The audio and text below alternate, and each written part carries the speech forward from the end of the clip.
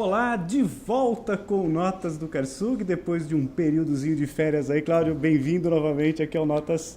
Muito obrigado, o prazer é todo meu de estar novamente com vocês, inclusive para poder falar um pouco de mexericos variados que eu vi por lá. Boas novidades aí, o Cláudio já estava me antecipando umas coisas bacanas aí para você saber. Bom, antes da gente começar a falar, depois desse breve intervalo aí que a gente fez, o Cláudio foi para as férias merecidíssimas dele na sua Itália, né, Cláudio? Na Itália e na Suíça. Então aquele período de interrupção que a gente teve, mas voltamos aí com carga toda para falar do Grande Prêmio do Japão de Fórmula 1 e mais do que isso, da liderança que parece agora cada vez mais se encaminhar para o Rosberg.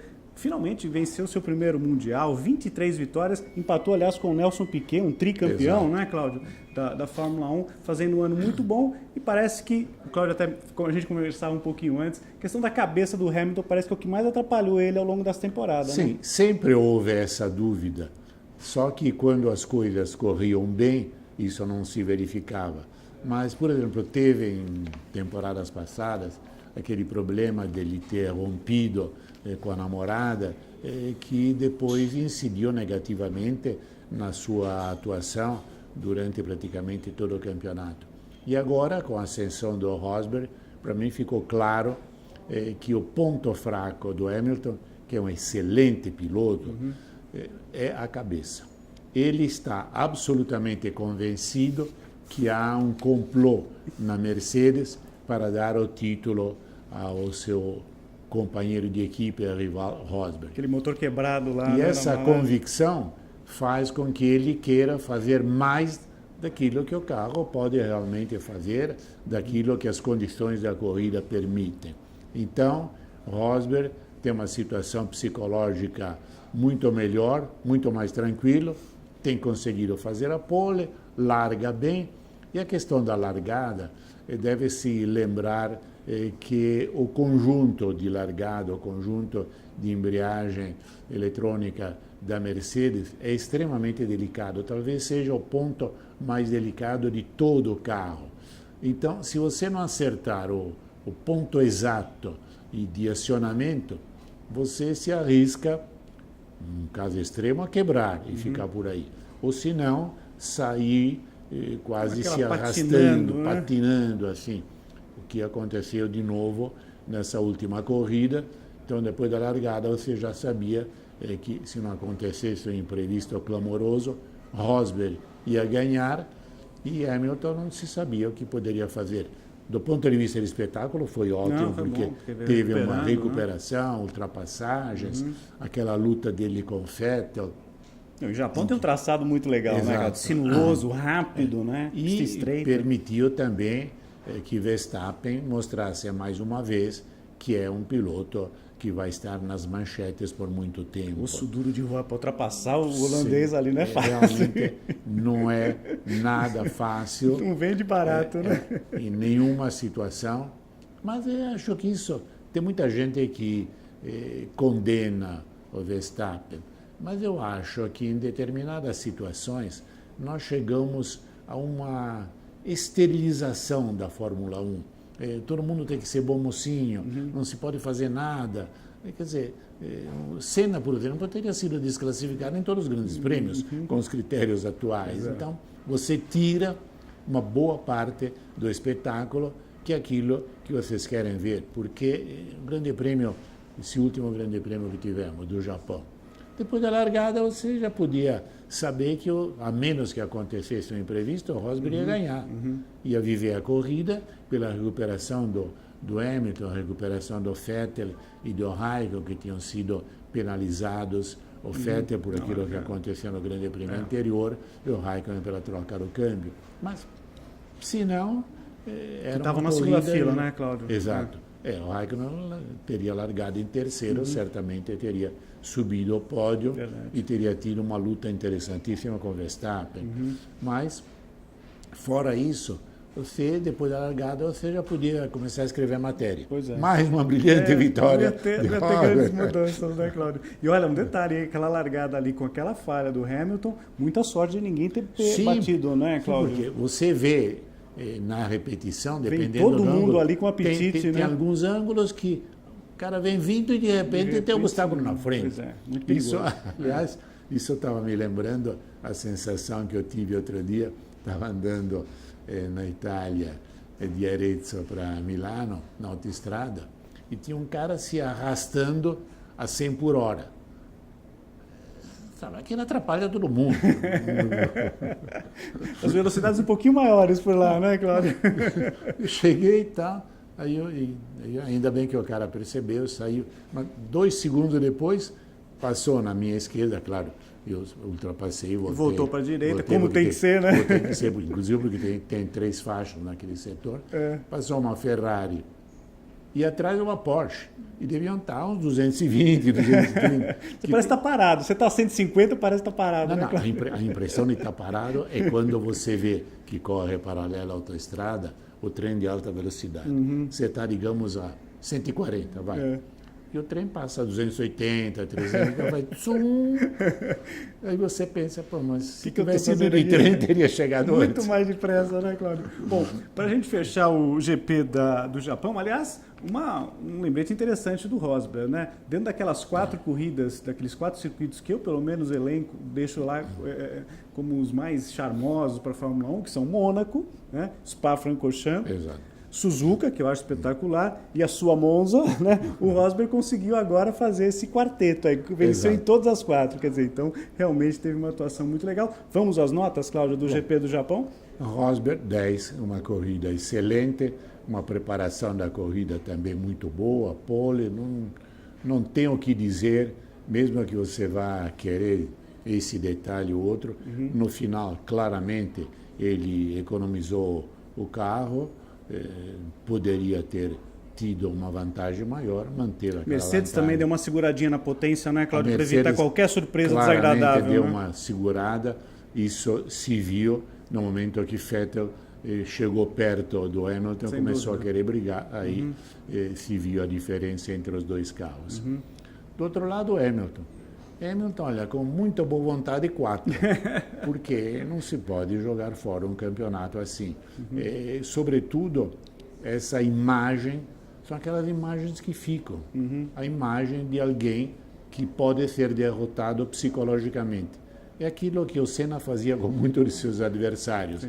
Antes de derrotá-los na pista, os derrotava no aspecto Você psicológico. vai minando, né, as forças, minando, né? Tal. Cláudio? E o Rosberg conseguiu, embora talvez ele nem pensasse nisso, foi mais uma autodestruição do Hamilton, ele conseguiu isso. Então, agora, destaque também para Verstappen, para Vettel, o próprio Raikkonen fez uma bela corrida, o Ricciardo, Massa, na minha opinião, foi traído, não só pelo carro, mas por uma tática que não me convenceu. De uma troca só, né, Cláudio? E o Nas, coitado, com aquele carro que tem, aliás, é só ver a classificação do campeonato da Copa dos Construtores, a Sauber não tem nenhum ponto. 19º Nasser na corrida, Exato. o Massa conseguiu 2 pontinhos, ainda biscoitou ali o 9º lugar. Que era o que podia daquela fazer. Possibilidade dele, né, Cláudio? Mas assim, uma coisa clara, né, pessoal, ficou claríssimo agora, tanto a Red Bull à frente da Ferrari, quanto a Force India na frente da Mercedes. Sim, isso ficou absolutamente claro. Você tem primeiro a Mercedes, depois a Red Bull, terceira a Ferrari, em quarta a Force India, depois vem a Williams. Aliás, em relação a essa colocação segundo da Red Bull e terceiro da Ferrari, nos últimos dias havia muita brincadeira na Itália. Teve uma televisão que reprisou uma entrevista do Arriva Bene, de antes do começo do campeonato. Aí perguntaram, escuta, vocês dizem que vão lutar com a Mercedes pelo título, tá? E a Red Bull pelo segundo lugar, tá? Pode atrapalhar, Pode atrapalhar. A Red Bull, se perdermos o segundo lugar para a Red Bull, temos que fechar e ir embora. Aí então o cronista perguntava, bom, fechar a Ferrari não vai fechar, você vai embora. Quando vai ser a sua saída, né, Arriva Bene? E pelo menos tem um zoom que realmente poderia, nunca se sabe o que o Marchionni tem na cabeça, tal, mas poderia ser ele a pagar o pato de uma série de declarações que não cabiam, que era muito melhor ficar quieto. Que se ele tivesse dito no começo do campeonato, olha, vamos trabalhar dia e noite, fazer tudo o possível e vamos ver o que acontece, ninguém ia cobrar nada. Claro. Você pode errar um carro, tal. Agora, o que eu senti lá junto à Ferrari que vai continuar. Cabeças vão rolar? Não muitas, provavelmente não, possivelmente o do Arrivabene, na parte técnica não. O Mattia Binotto foi promovido como responsável geral e foram promovidos engenheiros do segundo e terceiro escalões.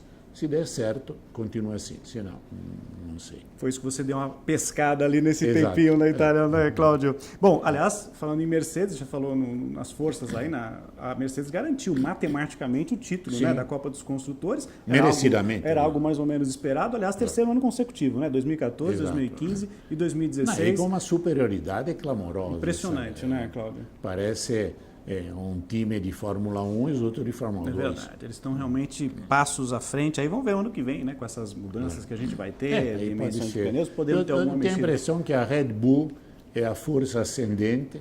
Já na última corrida, o motor Renault tinha 15 cavalos a mais e se viu que é um carro muito bom, que evoluiu muito positivamente, coisa que a Ferrari, pelo contrário, não conseguiu. A Ferrari apresentou no início um carro que parecia bom, mas não teve nenhuma evolução.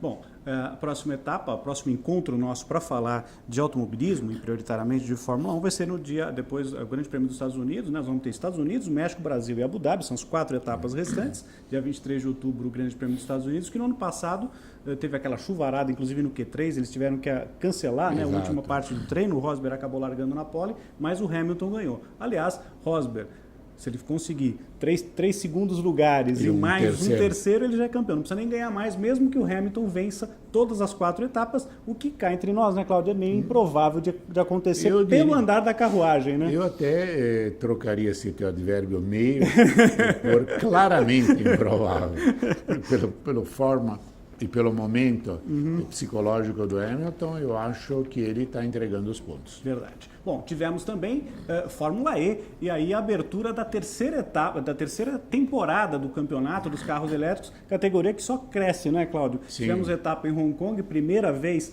dos carros elétricos por lá, e o campeonato começa como terminou o último, com o Buemi vencendo. Agora, o grande destaque da prova, indiscutivelmente, foi o Lucas de Grassi. Ele não teve bem nos treinos, largou em 19º e foi o segundo colocado, conseguiu aproveitar muito bem aquele período da entrada de um safety car e acabou conseguindo ganhar muitas posições e fez uma corrida espetacular. O Heidfeld completou o pódio lá em Hong Kong. E uma coisa que me chama a atenção, Cláudio, que a gente fala bastante em relação a esse crescimento da Fórmula E, é a entrada de mais. Sim, é um campeonato que tem tudo para crescer. Montadoras, né? A Mercedes já deu um sinal de que vai entrar em 2 anos. Eu diria que é um campeonato que pegou. Se podia ter dúvidas no começo, alguns entendiam que era uma brincadeira, assim, mas a coisa é séria e eu entendo que tem tudo para dar certo. E nessa temporada ainda a gente vai ter outras etapas estreantes aí, né? Vamos ter corrida em Bruxelas, em Montreal e em Nova York. Sempre eles dão uma mexida no calendário para tentar levar a categoria para cidades que possam, obviamente, conhecer esses carros. Né? A ideia de mostrar, olha, o que nós temos é isso. O espetáculo que nós oferecemos é esse. E é uma ideia absolutamente válida. Aliás, eu acho que, nesse momento, também a Fórmula 1 atravessa uma fase de profundas mudanças com vistas para o futuro. O Bernie praticamente vai ficar de fora, embora se diga que no contrato haveriam 3 anos de coprodução dele com os americanos, mas pelo que se viu, os americanos já chegaram com ideias bem claras, sabendo que o esporte, que é um esporte que apaixona o mundo todo, mas que precisa de algumas correções de rumo. Revitalizar um pouquinho algumas coisas, né, Cláudio? E já que a gente estamos chegando no final da temporada da Fórmula 1 e também da MotoGP, né? E Marques praticamente aí com 248 pontos, líder, né? Venceu a última etapa em Aragão. O Rossi está em segundo com 196, o Lorenzo com 182. A próxima etapa já na semana que vem no Japão, Motegi. A dúvida que fica é o segundo lugar, né, Cláudio? Quem vai ficar com o segundo lugar do campeonato? Em Motegi nós teremos essa disputa entre os 2 pilotos da Yamaha. É claro que para a Yamaha interessa muito mais que vença o Valentino Rossi, porque o Jorge Lorenzo está de saída para a Ducati. Aliás, eu tenho uma grande curiosidade de ver o que ele poderá fazer na Ducati, porque ficou claro que se o tempo estiver seco, se tiver sol, e ele largar na ponta, ele vai embora e é muito difícil acompanhá-lo. Se, porém, caem umas gotas de água, ele perde totalmente a confiança, começa a frear antes, acelerar depois, fica lá no meio do pelotão, perdido como outro piloto qualquer. Então, não sei o que vai acontecer, mas, sem dúvida nenhuma, um campeonato em que o Marquez mereceu vencer, porque se agora você pode dizer, talvez, que a moto dele é um tiquinho, dependendo do circuito, um tiquinho melhor do que a Yamaha, sobretudo na chegada e na saída de curva. Se viu isso no último Grande Prêmio, que tinha um ponto entre a 13 e 14, que ele realmente fazia uma trajetória que ninguém conseguia fazer e ganhava quase 2 décimos aí. Mas, no começo da temporada, a Honda era inferior à Yamaha. E ele conseguiu não se abater e marcando pontos aqui e acolá, até que depois engatou uma série de vitórias e será merecidamente o campeão. E a interrogação que fica, como será Lorenzo ano que vem na Ducati, né, Exato. A grande dúvida é porque a Ducati investiu pesado. Como eu acho que nós teremos uma grande e grata surpresa com Viñales, sem dúvida, saindo da Suzuki indo para a Yamaha, será um osso duríssimo para o Valentino Rossi. Tem mais um campeonato muito bom da MotoGP, sem dúvida alguma, em 2017. Vamos finalizar falando de Toyota. Entre no site da Toyota, www.toyota.com.br. Nós falamos aqui bastante sobre a Fórmula E hoje, né? Essa evolução toda, e os carros da Toyota têm uma tecnologia muito interessante, no híbrido, por exemplo, como o Prius. E você tem outras informações, né, Cláudio? Aliás, nesse momento, a grande coqueluche na Europa, notadamente na Itália, é um modelo da Toyota Yaris híbrida. Eu vi que vende muito. Yaris, mais ou menos, para ter-se uma ideia, é um carro de dimensões semelhantes à do Etios, um degrau abaixo como o tamanho do Prius. É um carro que vende para burro. Realmente, eu andei com ele e tal, tive a melhor das impressões. Eu acho que é a apresentação daquilo que teremos no futuro. Porque até agora nós tínhamos tido o híbrido, mas o híbrido em carros de top, em carros caros. Está chegando agora no por exemplo, eu vi na autoestrada, inclusive passou por mim, um Tesla, o único que eu vi andando lá, devia estar uns 160 por hora. Mas carros pequenos híbridos era já, porque era difícil você trazer uma tecnologia cara, com baterias que eram pesadas, agora se conseguiu meio termo de custo e benefício num carro médio, um carro médio pequeno. E o Yaris é isso. O Yaris híbrido realmente está fazendo um grande sucesso. Oxalá venha ao Brasil. Tomara. Bom, então, confira todas as novidades, o que tem de novidade na linha de produção, os carros híbridos, né, da Toyota, em www.toyota.com.br. O encontro com o Cláudio fica por aqui hoje. Obrigado, Cláudio. Obrigado a vocês. Até o próximo encontro nosso, que vai ser exatamente para falar do Grande Prêmio dos Estados Unidos em Austin, no Texas, de Fórmula 1. Até lá, pessoal. Tchau.